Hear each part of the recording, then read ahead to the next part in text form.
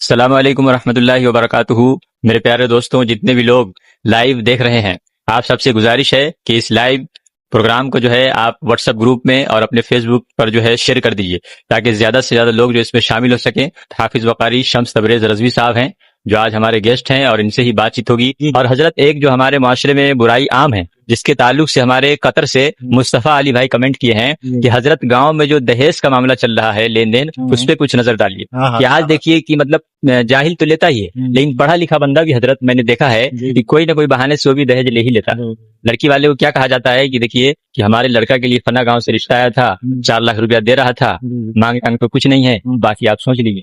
مطلب اشارے میں اس کو بتا دیا جاتا ہے۔ حضرت اس پہ آپ روشنی ڈالیے، اس لیے کہ بہت سی غریب گھروں کی لڑکیاں جو ہے نکاح کے انتظار میں بیٹھی ہے، اور ان کا عمر بڑھاپے کی طرف بڑھ رہا ہے، اور ماں باپ کے پاس اتنی دولت اور اتنا پیسہ نہیں ہے کہ اس کا جو ہے اچھے گھر میں نکاح کرایا جائے۔ تو ماشاءاللہ مصطفیٰ علی بھائی، آپ قابل مبارکباد ہیں کہ آپ کے ذہن میں اتنے اچھے سوال آئے ہیں۔ آئیے حضرت سے پوچھتے ہیں۔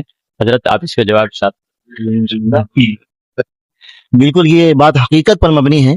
یہ جو ہمارا مذہب اسلام ہے، یہ دنیا کا سب سے عظیم اور با عمل اور خوبصورت مذہب، اور اس مذہب کی خوبصورتی یہی ہے کہ آج ہمارے نبی کو گزرے ہوئے 1400 عرصہ سے بھی زیادہ وقت ہو چکا ہے، لیکن آج بھی پوری دنیا میں اسلام چمک رہا ہے۔ کچھ لوگ ضرور ہیں ایسے ہمارے معاشرے میں، یا ایسے کہہ لیجیے 60 سے 70% لوگ قاری صاحب ہیں جو اس معاشرے کے اندر مذہب اسلام کی خوبصورتی کو پامال کرنے میں لگے ہوئے ہیں، برباد کرنے میں لگے ہوئے۔ اسی میں سے ایک مطلب یہ شادی خانہ آبادی کے تعلق سے جو آپ نے سوال کیا ہے، ماشاءاللہ یہ بڑا ہی خوبصورت اور بہتر سوال ہے، اور میں نے بھی اپنے ماتھے کی نگاہوں سے دیکھا ہے کہ واقعی میں گاؤں اور سماج میں جو جہیز کا معاملہ ہے، یہ بہت ہی بڑھتا ہوا جا رہا ہے، دن بدن عروج پہ جا رہا ہے۔ اس کو جتنا بھی روکنے کی کوشش کی جا رہی ہے، اتنا ہی زیادہ یہ اور تیزی کے ساتھ بڑھتا ہوا جا رہا ہے۔ اس کی سب سے بڑی کمزوری قاری صاحب ہے کہ آج ہم اور آپ کے اندر جو نوجوان طبقہ ہے، اگر نوجوان طبقہ اس بات کو سمجھے اور اس بات کو دل پہ لے، یقیناً اس برے فتنے کو یقیناً روکا جا سکتا ہے۔ اس لیے میں آپ سے تمام ناظرین سے یہی کہوں گا کہ سرکار دو عالم صلی اللہ علیہ وسلم کا جو حدیث پاک ہے کہ نکاح کو آسان کیا جائے، اور جہیز کا معاملہ اس وقت کم ہوگا جب نوجوان طبقہ آگے بڑھے گا، اور نوجوان طبقے کے اندر یہ بات ذہن کے اندر مسلسل اگر آئے گی کہ جس طرح سے مذہب اسلام کا سب سے خوبصورت رشتہ اور سب سے خوبصورت جو نکاح ہوا ہے وہ ہم اور آپ کے نبی حضرت محمد صلی اللہ علیہ وسلم کا حضرت خدیجہ سے ہوا۔ اور میں نے جو روایت پڑھی ہے اور دیکھا ہے جہاں تک کہ حضور پاک علیہ الصلوۃ والسلام نے جو دنیا کے اندر آنے کے بعد جب ایک نوجوان حد بلوغ کو پہنچتا ہے، نوجوان ہوتا ہے، بڑا ہوتا ہے، اور جب وہ حد بلوغ کو پہنچ جاتا ہے تو آج تک میں نے ایسا نوجوان قاری صاحب نہیں دیکھا ہے کہ وہ کسی بیوہ سے نکاح کرے۔ آپ نے دیکھا ہے؟ غالباً آپ نے بھی نہیں دیکھا ہوگا۔ اس لیے آج ضرورت اس بات کو سمجھنے کی ہے ہمارے معاشرے کے نوجوانوں کو کہ ہمارے نبی کا جو طور طریقہ ہے اس کو سب سے زیادہ فالو کرنے کی ضرورت ہے۔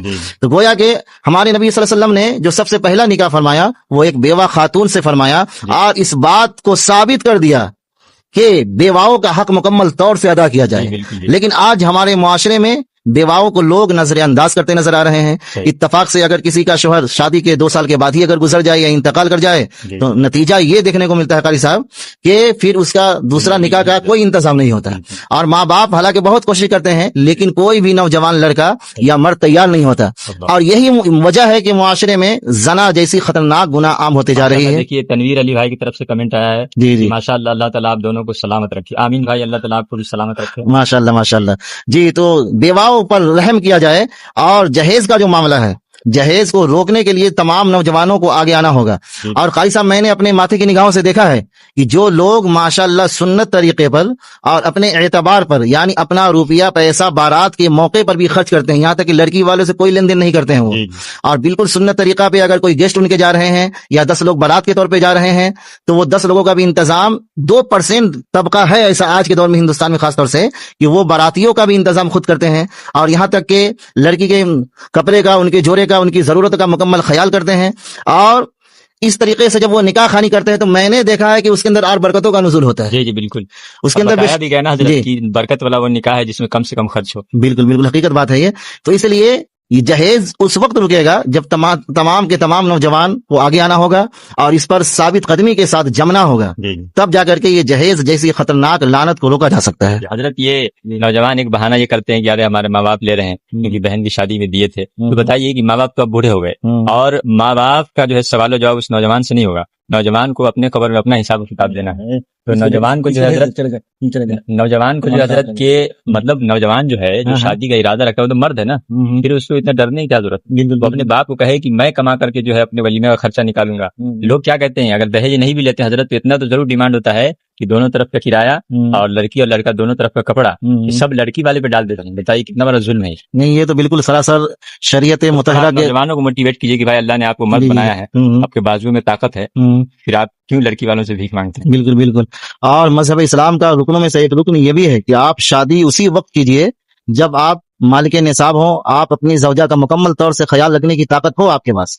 ایسا نہیں کہ آپ کے پاس مال نہیں ہو، آپ کے پاس درہم و دینار نہیں ہو اور پھر آپ کو بھیک مانگنے کی ضرورت پڑ جائے سسر سے یا پھر ساس سے یا پھر دیگر لوگوں سے۔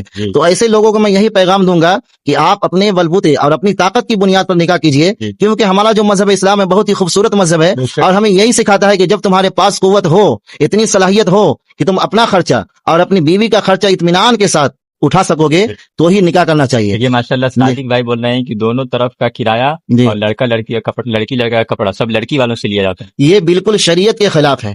یہاں تک کہ میں نے پڑھا ہے کہ حضور پاک علیہ الصلوۃ والسلام نے جب حضرت علی سے رشتہ نکاح حضرت فاطمہ کا مقرر فرمایا تو حضرت علی سے فرمایا کہ اے علی، تمہارے پاس کچھ ساز و سامان ہے جس کو بیچ کر کے تم شادی کی تیاری کر سکو۔ تو روایت کے اندر آیا ہے کہ سرکار حضرت علی مولا کائنات نے اپنا لباس، وہ لباس جو جنگ کے موقع پر، وہ زرہ جو جنگ کے موقع پر استعمال کرتے تھے، اس کو جا کر کے آپ مدینے کے بازار میں فروخت کر دیا۔ اور فروخت کرنے والے بھی صحابی بہت خوبصورت ہے، سبحان اللہ۔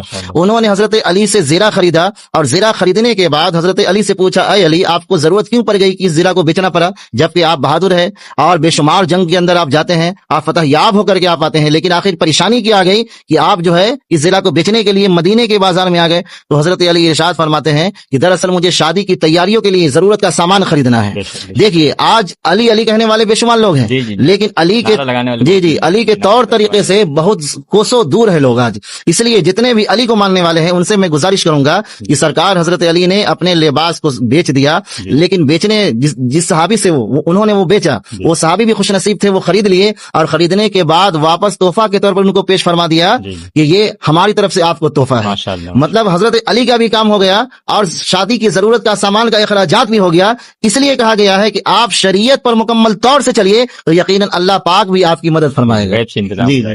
ماشاءاللہ دیکھیے کہ بہت اہم ٹاپک پہ جو ہے قاری صاحب سے بات چیت چل رہی ہے، اور آپ لوگ جہاں سے بھی اس لائیو کو دیکھ رہے ہیں، آپ اپنے گاؤں والوں کے یہاں، اپنے دوستوں کے یہاں اس لائیو کو شیئر کر دیجیے۔ اور دیکھیے ابھی مصطفیٰ علی بھائی نے جو ہے، ہمارا ٹاپک تھا گاؤں سماج، لیکن گاؤں سماج میں ہی ایک برائی پھیلی ہوئی ہے جس کو دہیج کہتے ہیں۔ مصطفیٰ علی بھائی نے قطر سے ہماری توجہ اس طرف دلائی اور حضرت نے بہترین رہنمائی کی دہیج کے تعلق سے۔ تو اسی طریقے سے اگر آپ کا کوئی سوال ہے تو آپ اس میں ہمیں کمنٹ کر کے بتا بھی سکتے ہیں، اور مسلسل آپ لوگ لائک کرتے رہیے اور کمنٹ میں بتائیے کہ آپ کہاں سے دیکھ رہے ہیں، تاکہ ہم کو یہ پتہ چل سکے کہ ہمارا یہ پیغام کہاں کہاں پہنچ رہا ہے۔ حضرت ماشاءاللہ بہت زبردست رہنمائی آپ نے فرمائی ہے۔ حضرت آپ نے جو ہے لڑکے والوں کو تو نصیحت کر دیا ہے نا، اور لڑکوں سے بھی آپ نے بات کر لیا کہ بھائی جب آپ مرد ہیں، اللہ نے آپ کو طاقت دیا ہے، کماتے ہیں، تو پھر آپ زندگی میں ایک بار لڑکی والوں سے بھیک مانگ کے کب تک کھائیں، ہے نا؟ وہ پیسہ کہاں جاتا ہے پتہ بھی نہیں چلتا ہے حضرت۔ لیکن مسئلہ یہ بھی ہے کہ اب لڑکا والا جو ڈیمانڈ کرتا ہے یہ تو اپنی جگہ پہ، لیکن لڑکی والے بھی کچھ کم نہیں ہیں، کیونکہ لڑکی والے بھی اگر غریب ہیں، چاہے جیسے بھی ہیں، تو جب وہ اپنے لڑکی کے لیے کہیں رشتہ دیکھنے جاتے ہیں، لڑکے کا رشتہ،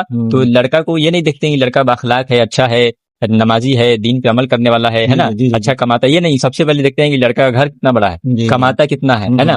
چاہے اگر وہ شرابی بھی ہے اور اگر امیر ہے، پیسہ اچھا کماتا ہے، تو اپنی لڑکی اس کے یہاں بیاہ دیتے ہیں۔ تو آپ لڑکی والوں کو بھی پیغام دیجیے کہ وہ نکاح جو ہے دینداری کی بنیاد پہ کرے، نہ کہ مطلب بڑے گھر، پیسہ اور دولت کی بنیاد، یہ برائی دونوں طرف۔ ماشاءاللہ کافی بہترین سوچ ہے آپ کی، یہ بات حقیقت پر مبنی ہے کہ جس طرح سے نوجوان لڑکے اس انداز میں آگے آئیں کہ جہیز کو ختم کریں، اس حساب سے آج کے دور میں جس کے پاس لڑکی ہے یا جو لڑکی کے والد گرامی ہیں، وہ بالکل قطعی یہ نہیں چاہتے کہ بھلے ہی ہمارا ہونے والا داماد کمزور ہو یا غریب ہو، لیکن کم سے کم وہ دیندار ہو، یہ چیز بالکل نہیں دیکھتے، بلکہ وہ بھی جب لڑکی کے لیے رشتہ تلاش کرتے ہیں تو وہ بھی اچھا مکان تلاش کرتے ہیں، بہترین روپیہ پیسہ کمانے والا تلاش کرتے ہیں، اور خاص طور سے جو لوگ ودیش میں رہتے ہیں ایسے لوگ کو زیادہ جو ہے انوائٹ کرتے ہیں، زیادہ لوگ انتخاب کرتے ہیں کہ یہ سعودی میں رہ رہے ہیں یا دوسرے کنٹری میں رہ رہے ہیں، اور حقیقت تو یہی ہے کہ جس طرح سے بیٹی والے کی خواہش ہوتی ہے اس حساب سے معاملات دونوں کو برابر کرنا ہوگا. نوجوان جس حساب سے لین دین کے معاملات کو چھوڑے نظر انداز کرے اس حساب سے لڑکی والے کو بھی آگے آ کر کے یہ بات رکھنی ہوگی کہ ہماری لڑکی جس گھر میں جا رہی ہے تو اس گھر میں ہم زیادہ ہائی فائی مکان تلاش نہیں کریں, یا بڑا دسترخوان تلاش نہیں کریں, یا پھر جو ہے ہم اپنی لڑکی کو جن کے سپرد کر رہے ہیں وہ تعلیم یافتہ ہونا چاہیے. یہ سب جو ضروریات کی چیزیں ہیں یہ بالکل آپ کا حق ہے, بیٹی والے کا حق ہے کہ کوئی بھی بیٹی والا اپنی بیٹی کے لیے رشتہ تلاش کرے تو یقیناً یہ حق ہے کہ وہ اپنا تعلیم یافتہ ہونہار لڑکا تلاش کرے, دانشور تلاش کرے, اور بالخصوص دین سے جڑا ہوا لڑکا تلاش کرے. اور آج کے دور میں دیکھا جا رہا ہے کہ اگر کوئی دیندار لڑکا ہے اور اگر وہ کمزور ہے, وہ غریب ہے, تو لڑکی والے اکثر و بیشتر اس لڑکے کو نظر انداز کر دیتے ہیں. تو یہ سراسر غلط ہے, اس سے لوگوں کو اجتناب کرنا چاہیے, اس سے بچنا چاہیے, کیونکہ بے شمار حدیث پاک کی ایسی روایت پڑی ہوئی ہے کہ جس کے اندر حضور پاک علیہ الصلوۃ والسلام نے ایک صحابی جس کا نام تھا حضرت اسود, ٹھیک ہے قاری صاحب, اور حضرت اسود بالکل کالے تھے, سیاہ رنگ تھا ان کا, اور یہاں تک کہ مدینے کی سرزمین پر کوئی بھی خاتون اس کو پسند نہیں کرتی تھی, یعنی ان کا رشتہ طے نہیں ہو پاتا تھا. اس منظر کو دیکھتے ہوئے حضرت اسود اپنی زندگی کے ایام کو گزارتے رہے. ایک مرتبہ اللہ کے رسول کی خدمت میں آئے, حضور پاک علیہ الصلوۃ والسلام نے اسود سے پوچھا کہ اسود تم شادی کیوں نہیں کر لیتے؟ تو حضرت اسود تھوڑا غمگین ہو گئے اور عرض کرنے لگے کہ یا رسول اللہ بھلا مجھ سے کالے کلوٹے جیسے انسان سے بھی کون شادی کر سکتا ہے؟ حضور پاک علیہ الصلوۃ والسلام کا فیصلہ دیکھیے کتنا عظیم فیصلہ تھا. حضور پاک علیہ الصلوۃ والسلام نے حضرت اسود سے فرمایا کہ جاؤ اور مدینے کی فلاں خاتون کے گھر جاؤ یا فلاں مرد کے گھر جاؤ. اس وقت میں وہ خاتون مدینے کی سرزمین پر جتنے بھی مدینے کی خاتون تھی ان تمام خوبصورتوں میں اس کی خوبصورتی کا جواب نہیں تھا. یعنی مدینے کی سب سے خوبصورت خاتون کے پاس حضور پاک علیہ الصلوۃ والسلام نے حضرت اسود کو بھیجا کہ جاؤ اور جا کر کے یہ کہنا کہ مجھے اللہ کے نبی نے بھیجا ہے اور رشتے کے لیے بھیجا ہے. اب حضرت اسود حضور علیہ الصلوۃ والسلام کے کہنے کے مطابق آپ آگے بڑھے, حالانکہ ہمت تو نہیں ہو رہی تھی لیکن حضور پاک علیہ الصلوۃ والسلام کا فرمان تھا, اس کی عزت کرتے ہوئے آپ آگے گئے اور یہاں تک کہ اس خاتون کے دروازے پر گئے. جیسے ہی دروازہ کھولا تو لڑکی کے والد گرامی باہر نکلے اور فرمایا کون؟ تو انہوں نے فرمایا کہ مجھ کو اللہ کے رسول نے بھیجا ہے. اب آگے اس کو بولنے کی ہمت ہی نہیں ہو رہی ہے. جب ان کے والد گرامی پوچھ رہے ہیں کہ بتاؤ کس لیے آئے ہو, تو ان کے پاس اتنی حیثیت نہیں ہو رہی ہے, یعنی زبان کانپ اٹھتی ہے انسان کی, جسم تھر تھرانے لگتا ہے کہ میں آگے کیسے بتاؤں, اتنا بڑا مالدار آدمی, اور چونکہ بہت مالدار شخص تھے وہ, اور اس کی بیٹی بھی بڑی حسین و جمیل تھی. اب وہ بولے تو کیسے بولے؟ بہرکیف کانپتے ہوئے زبان میں انہوں نے کہا کہ یار مجھ کو اللہ کے رسول نے بھیجا اور اس لیے بھیجا ہے کہ میں آپ کی لڑکی سے نکاح کرنے کا خواہش مند رکھتا ہوں, اور یہ حضور کا پیغام ہے. اب سوچئے آج کا اگر باپ ہوتا تو شاید اس انکار کر جاتا یا اس بات کو ٹھکرا دیتا, لیکن وہ صحابی بھی حضور پاک علیہ الصلوۃ والسلام پر ایمان رکھتے تھے, محبت رکھتے تھے. اس بات کو دیکھتے ہوئے صحابی رسول تھوڑی دیر کے لیے سائلنٹ ضرور ہو گئے, خاموش ضرور ہو گئے کہ میں جواب دوں تو کیا دوں. بیٹی کی طرف مڑ کر کے دیکھا تو بیٹی کے چہرے پہ مسکراہٹ پایا, اور مسکراہٹ سے یہ اس بات کا اشارہ ہوا کہ میرے والد گرامی آپ یہ نہ دیکھیں کہ یہ آنے والا انسان کیسا ہے, کالا ہے, کلوٹا ہے, ہائٹ اس کی اچھی ہے کہ نہیں ہے, قد اس کا اونچا ہے کہ نہیں, آپ صرف یہ دیکھیے کہ بھیجا کون ہے اس کو. یعنی مدینے کے تاجدار علیہ الصلوۃ والسلام نے وہ کالے کلوٹے انسان کا رشتہ مدینے کی سب سے خوبصورت خاتون کے ساتھ فرما دیا, اور وہ خاتون بھی حضور پاک علیہ الصلوۃ والسلام کی باتوں پہ لبیک کہتے ہوئے حاضر ہو گئی, اور اپنے والد گرامی سے فرماتی ہے کہ آپ فوراً اس نکاح کے لیے تیار ہو جائیے. تو ہمارا یہ وہ مذہب اسلام ہے کہ اگر لڑکا کمزور ہو یا اس کا شکل و صورت خوبصورت نہیں ہو, بھلے ہی کالا ہو, تھوڑا کم کماتا ہو, تو آج کے دور میں جو بیٹی والے نظر انداز کر دیتے ہیں ایسے لڑکے کو, تو یہ پیغام میں ان بیٹی والے کو دینا چاہتا ہوں کہ آپ اپنے نبی کی سیرت کو دیکھیے, اپنے نبی کے طور طریقہ کو دیکھیے, اور پھر اپنی بیٹی کے لیے اگر رشتہ انتخاب کریں تو حضور پاک علیہ الصلوۃ والسلام کی سیرت کو ضرور دیکھ لیجئے. اس سے دنیاوی بھی فائدہ ملے گا اور اخروی بھی فائدہ ملے گا انشاءاللہ. دیکھیے ماشاءاللہ ناظرین کہ ہمارے حضرت بڑے ہی ایمان افروز انداز میں اور بہت ہی اصلاحی خطاب فرما رہے ہیں اور آپ لوگ کو ایک اچھا پیغام دے رہے ہیں. اور یہیں پہ ماشاءاللہ ہمارے صادق بھائی اور مصطفیٰ علی بھائی, تنویر بھائی جو ہے مسلسل کمنٹ کر رہے ہیں, لائک کر رہے ہیں. بھائی اللہ تعالیٰ آپ سب کو بھی جزائے خیر عطا فرمائے, اور اس لائیو کو آپ لوگ آگے شیئر بھی کیجیے, اور کمنٹ میں اگر آپ کا کوئی سوال ہو گاؤں سماج کے حوالے سے اور شادی بیاہ کے حوالے سے تو آپ لوگ ضرور پوچھ سکتے ہیں. اور حضرت ایک سوال بھی آیا تھا, ہاں یہ ایم ڈی جیش عالم صاحب السلام علیکم. جی بھائی وعلیکم السلام, آپ کہاں سے دیکھ رہے ہیں لائیو ضرور کمنٹ کر کے بتائیے. اور صادق بھائی بول رہے ہیں کہ دونوں طرف کا وہی معاملہ ہے, اور اس کے علاوہ صادق بھائی بول رہے ہیں جو آپ نے فرمایا ہے نا کہ حضور کا پیغام ہے کہ نکاح کو جو ہے سادہ بنایا جائے, سادگی سے کیا جائے, تو صادق بھائی کہہ رہے ہیں کہ اور یہ حضور کا پیغام بھی یہی ہے. ماشاءاللہ صادق بھائی اللہ تعالیٰ آپ کو جزائے خیر عطا فرمائے. آج کے دور میں جو بیٹی والے ہیں، اچھا آج کے دور میں جو بیٹی والے مطلب اچھے لڑکے کو نظر انداز کر رہے ہیں، یہ ان کی غلطی ہے نا. دیکھیے، اور ماشاءاللہ لائیو بہت سارے لوگ دیکھ رہے ہیں. آپ لوگ مسلسل کمنٹ اور لائک کرتے رہیے اور اس لائیو کو شیئر کیجیے. حضرت جب بات گاؤں سماج سے نکلی تھی اور نکاح پہ چلے گئی، شادی بیاہ پہ چلے گئی، تو حضرت بڑے شہروں میں تو یہ چیز ہم نے دیکھا تھا کہ شادی سے پہلے ایک جو ہے عجیب و غریب رسم ہوتا ہے جس کو ہلدی کا رسم کہتے ہیں. شہر میں اس کو ہلدی مہندی کہا جاتا ہے، لیکن بدقسمتی سے وہ رسم دھیرے دھیرے اب جو ہے ہمارے گاؤں میں چلے آئے، کیونکہ ہمارا ٹاپک بھی گاؤں سماج ہے. تو حضرت اب گاؤں میں بھی جب شادی ہوتی ہے تو میں نے دیکھا ہے کہ ہلدی کی جو رسم ہوتی ہے نا، تو چاہے کتنا ہی غریب لڑکی والا ہو یا لڑکا والا ہو، پورے گھر والے کے لیے وہ لوگ ایسا سمجھتے ہیں کہ پیلا کپڑا سلوانا اور پہننا فرض ہے.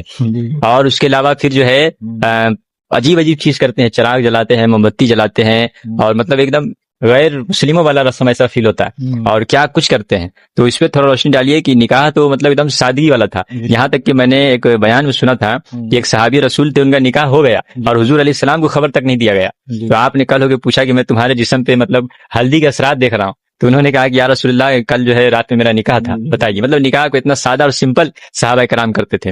تو یہ جو ہلدی کا جو رسم ہے، اور یہ حضرت سب میں نہیں ہو رہا ہے، مطلب عوام تو کر ہی رہی، پڑھے لکھے، یہاں تک کہ بہت سے عالم علماء کے گھر میں بھی ہو رہا ہے سب چیز.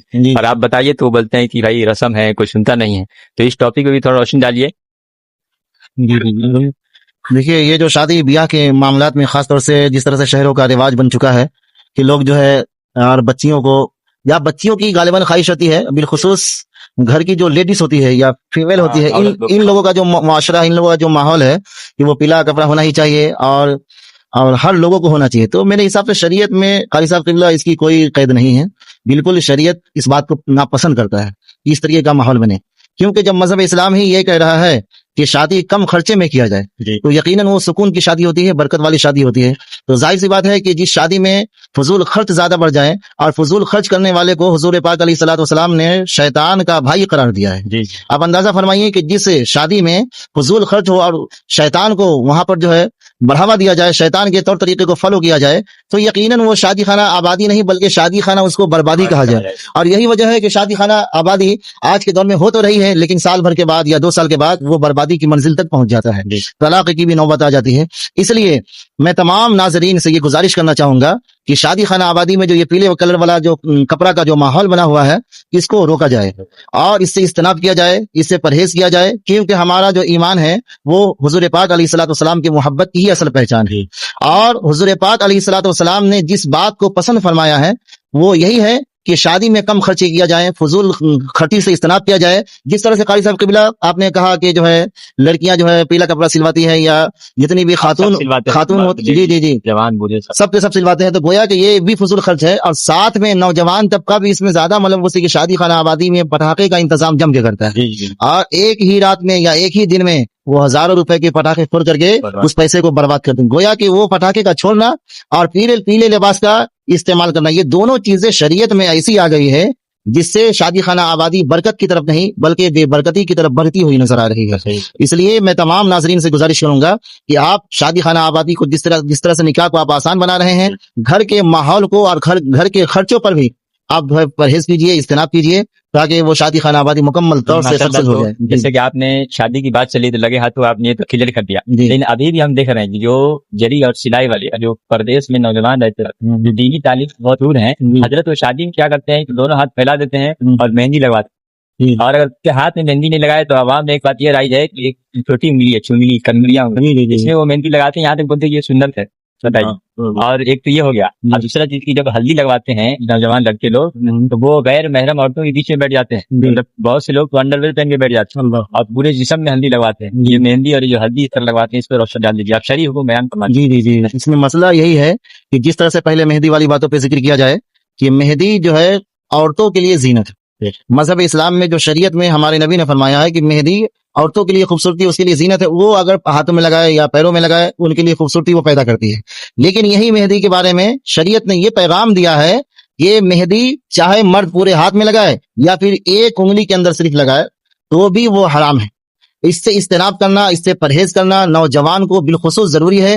اور حرام کاری، جس شادی خانہ آبادی میں حرام کاری شامل ہو جائے تو یقیناً وہ شادی خانہ بے برکتی والی سبب بن سکتی ہے. اس لیے مہندی چاہے پورے ہاتھ میں لگائیں یا ایک انگلیوں میں لگائیں، یہ پورا کا پورا سراسر غلط ہے اور حرام ہے. اس سے اجتناب کرنا چاہیے اور بچنا چاہیے.